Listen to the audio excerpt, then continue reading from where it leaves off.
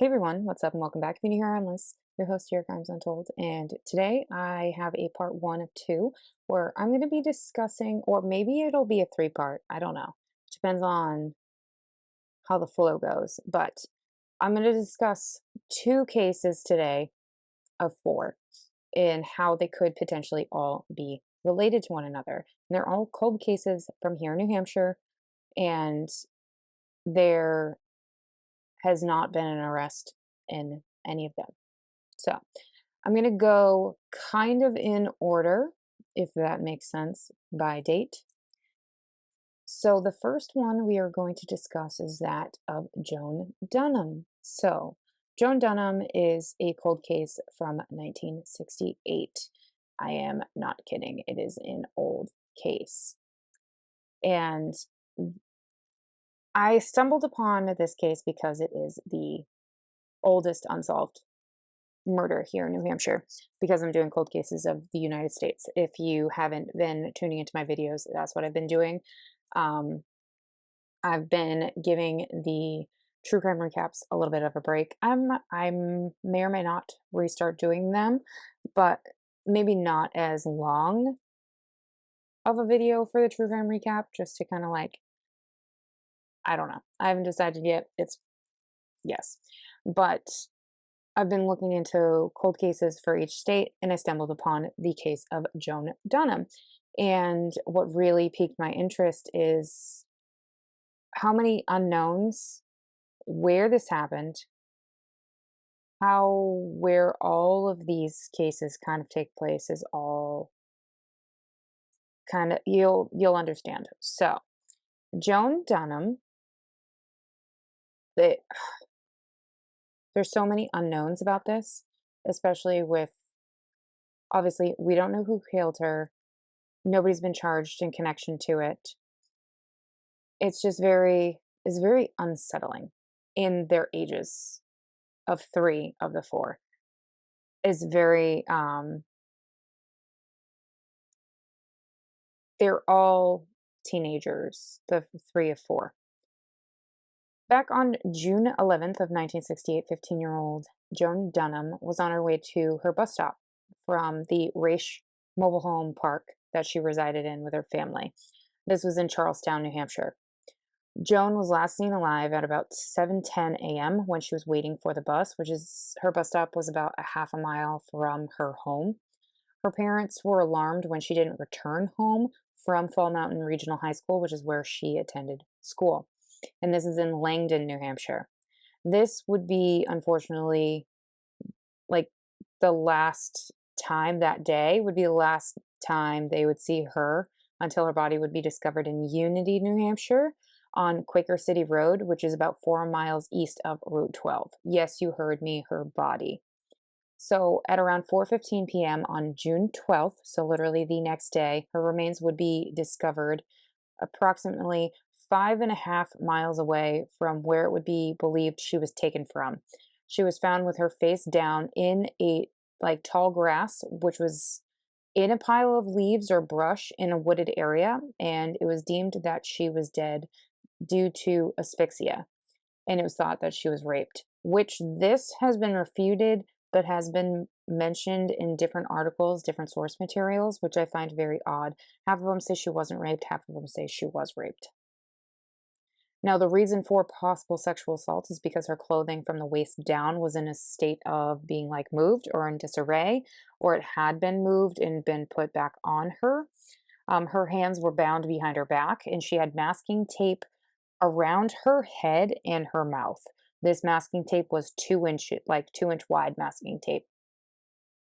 So different newspaper articles all say that she was criminally attacked but had no physical blows, hence why asphyxia. So the person that found her was a local farmer. His name is David Haynes. He actually was aiding the police with the search efforts and search and rescue to find Joan, or Joanne. When you read it says Joan, some people pronounce it as Joanne, but I'm going to say Joan. So this farmer was just simply doing his civic responsibility and helping in with this search and rescue to find this missing teenager.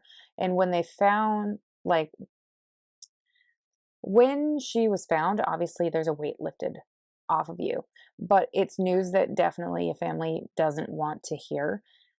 They don't want to hear that their daughter is deceased. Her autopsy was performed with the help of George Katzis. I want you to remember this name, from Boston University's Law Medicine Institute. And he was to help the medical referee of Sullivan County, which Sullivan County is the county in which she was found in New Hampshire. I will note that this referee declined any interviews with the press when it came to this case after discovery, when involved, all of the above. That makes me believe that possibly they're withholding information when it comes to this case that they don't want to be made public, which is understandable, that some things you want to be kept private and some you want public. But let's kind of get into more details about this, because there's definitely some more information with her, in kind of like background information that could possibly be connected, but we don't know. So, any type of motives we have, I kind of have a gist of things. So, her dad. Her dad is a former cop. He was a former police chief in another town. So, is there a disgruntled person that he arrested prior that wanted revenge? Somebody that he may have wronged that could have possibly wanted revenge and took it out on Joan. So, that's possibility number one. Number two, with her clothes being in disarray, is this sexually motivated? But this is not definitive. If it is sexually motivated, was she seeing somebody? So there is a plausible theory with this. And I learned about this actually watching another video. If I can find the video again, I will link it in my description box below, because he actually came up with a good understanding of this.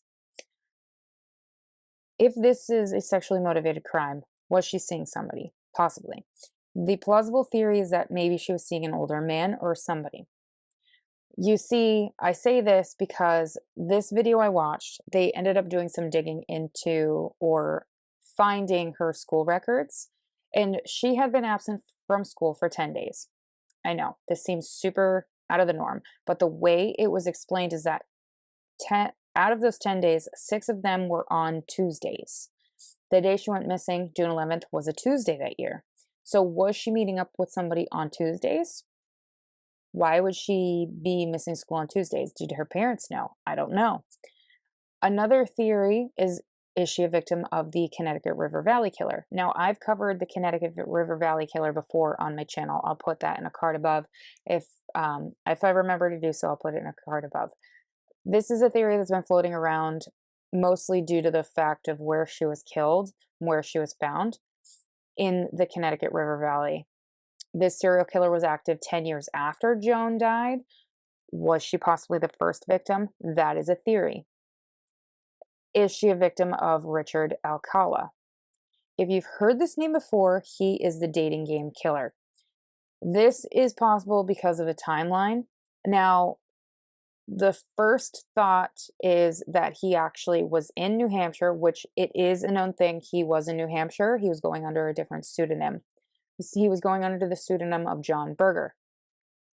So it's thought that he actually worked at a theater summer camp at Lake Sunapee in the summer of 1968. I couldn't find anything to back that up and verify it, but I did find that he was working at another arts camp using the variation of John Berger in 1971 and in 1969. So here in New Hampshire, at Lake Sunapee in Laconia. Richard Alcala was also using the pseudonym of John Berger in a different variation of Burger and Beger. And he used this name when he also worked in New York at Blue Cross Blue Shield. This was when he was on the run from the police from another crime, I believe in California. He also, this is a fun fact that I just wanted to kind of add in, when he was working at Blue Cross and Blue Shield under the name of John Berger, he was also working with another serial killer. His name is Richard Cottingham. who killed women and young girls in New York City. I thought this was really interesting, and I just wanted to kind of add that in just so you're aware. So here's where my thought process came into this. If he indeed is the killer, is he also the suspect in the murders of Kathy Glotty and Debra Horn, which are two of the three others that I will be discussing in this 2 or 3 parts videos? Are these murders related? So it was publicly released back in 1969 that there was 3 suspects they had in custody. One of them was the prime suspect, and the other 2 were possible. All are New Hampshire natives. So who are they? This information has been withheld since her murder in 1968. There are so many unknowns when it comes to the case of Joan Dunham that I don't know, honestly, what to believe, especially with any of the news articles that were released in regards to her death. It's so baffling. I have another theory, possibly, but that goes with telling you guys about Debra Horn.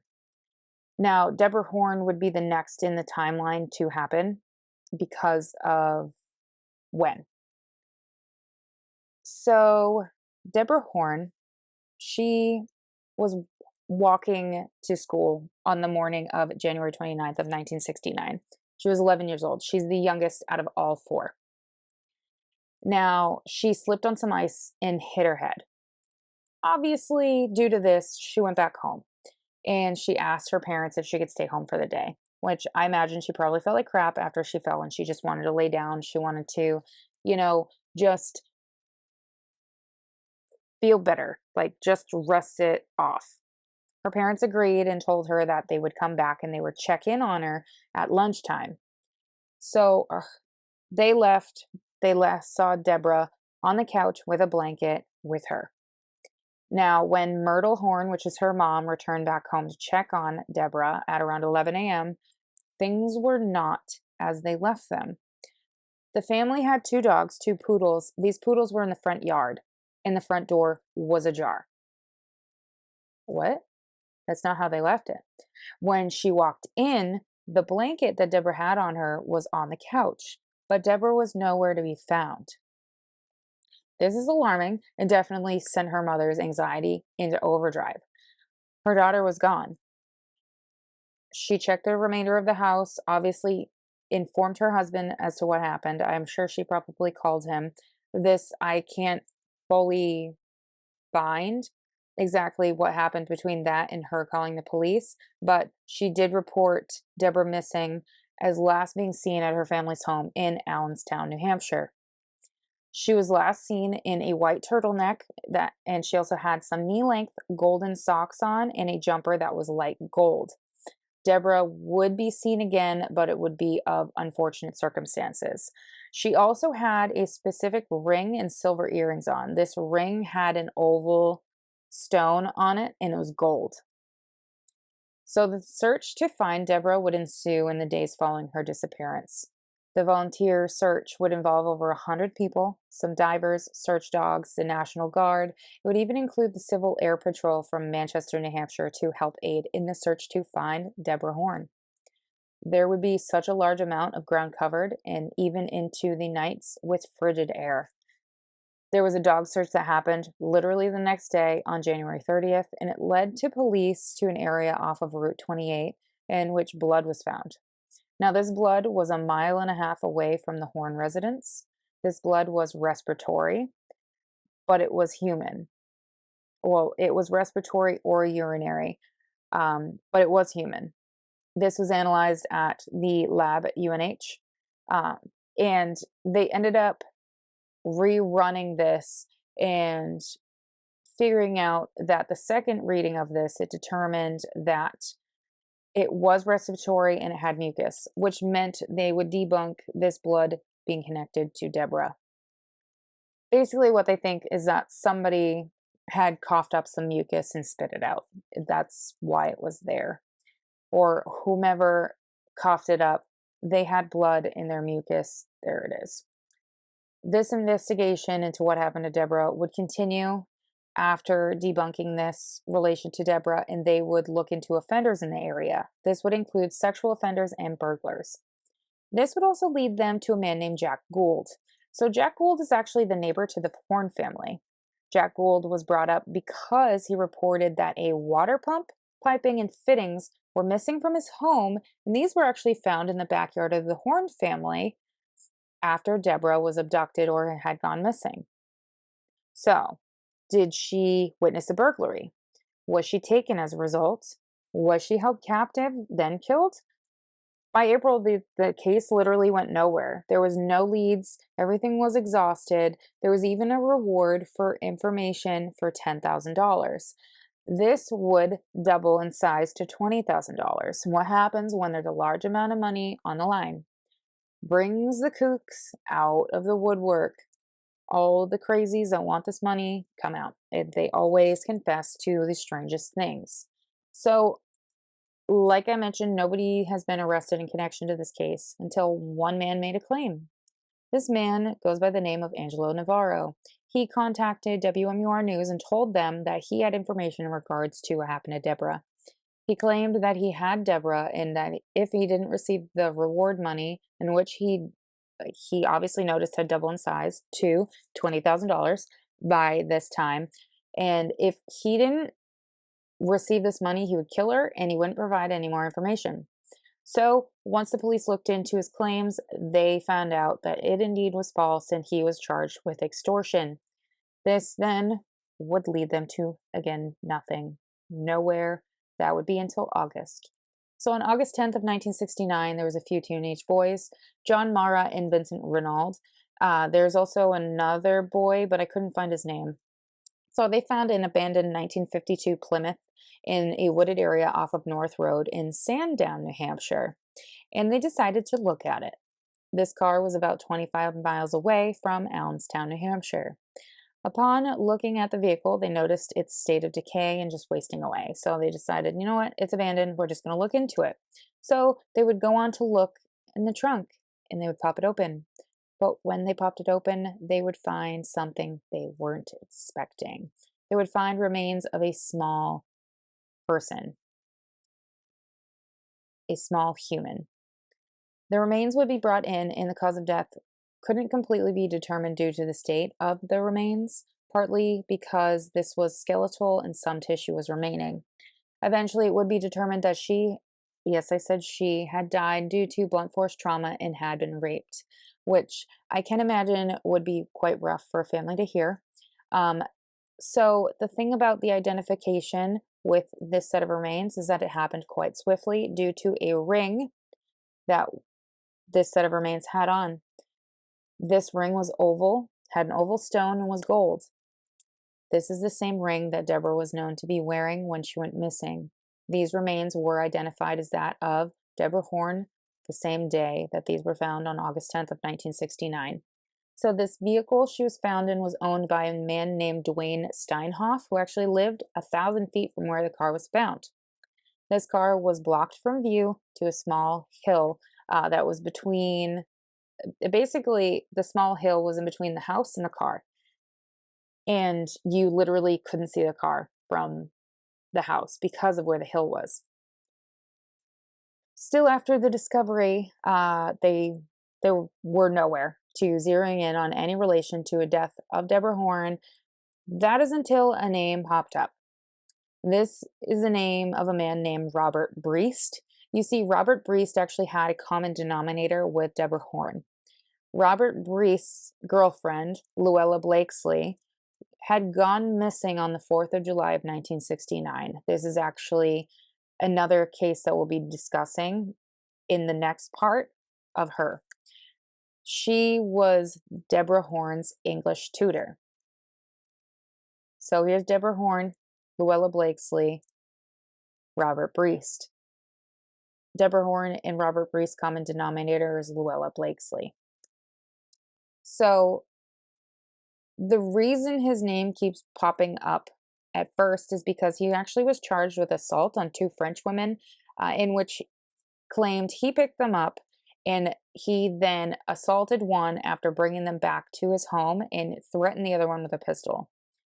After these charges, he then would be interviewed by the Concord Monitor, and he claimed that he had no guilt with these charges. He also went on to say that his home had been searched on 3 different occasions and the police were harassing him. He said this because the searches were in connection to the murder of Deborah Horn and the disappearance of his girlfriend, Luella Blakesley. So he has never been charged in connection to the disappearance of Luella and the murder of Debra. It's so he was actually he was charged with the murder of 19-year-old Susan Randall, and she had been sexually assaulted and thrown to her death off of a bridge in 1971, and she was found frozen in the Merrimack River in Concord. That is the only murder he has been charged in connection with, and he was convicted in regards to that murder. So there is another possible theory with the murder of Deborah Horn that came up, and I find it very, very interesting. So there was a name that popped up, and it's a name that is very relevant to New Hampshire.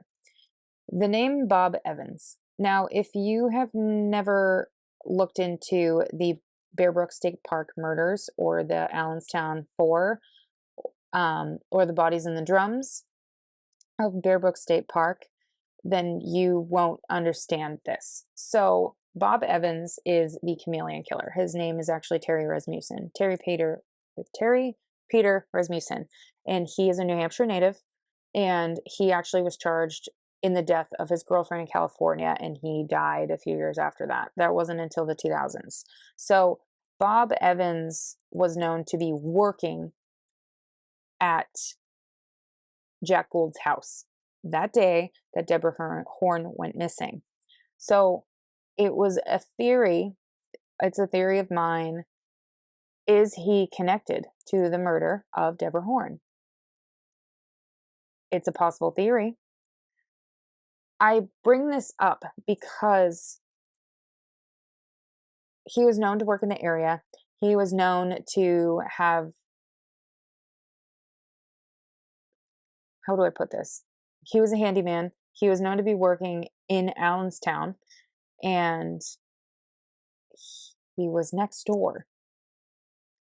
He's also been connected to, obviously, the Allenstown bodies.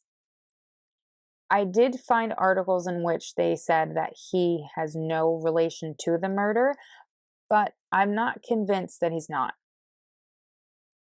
I'm not convinced he's not related to this